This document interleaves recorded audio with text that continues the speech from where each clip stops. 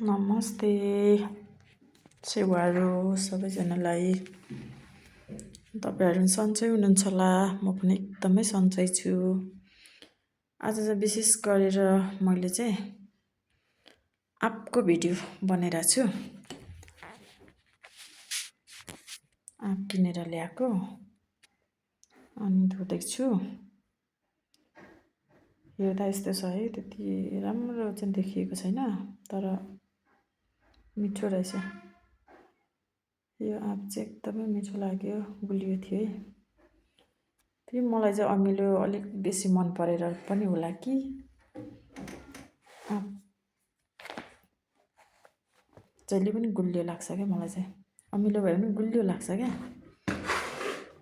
अमिलो चिजहरू चाहिँ एकदमै धेरै मनपर्छ क्या मलाई चाहिँ। अनि मैले चाहिँ आँप धोइराखेको छु। धुने प्रोग्राम चाहिँ खतरा भइरहेछ। अब धोइसकेँ, मैले कागती पनि ल्याएको थिएँ। त्यसपछि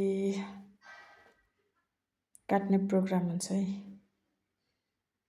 मेरो चक्कु एकदमै धेरै बुद्धि छ, काट्नलाई एकदम प्रब्लम छ क्या। काटिरहेको छु। आँप एकदमै टेस्टी छ। खाएको चाहिँ मैले भिडियो बनाइनँ, लाज लाग्छ किनकि खाएको कुराहरू बनाउनु चाहिँ एकदमै गाह्रो लाग्छ क्या मलाई। अनि कटिङ भइरहेछ। युट्युबर हुन पनि गाह्रो हुने रहेछ हौ। कन्टेन्टहरू थुप्रै रहेछ घरभरि, तर बनाउनलाई चाहिँ एकदमै धेरै अल्छी लाग्छ क्या मलाई चाहिँ। कटिङ पनि भइसक्यो।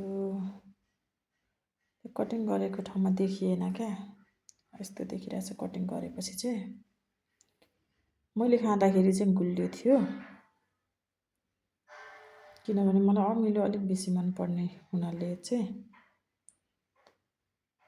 अमिलो चिजहरू चाहिँ अलिकति मिठो नै लाग्छ क्या मलाई चाहिँ।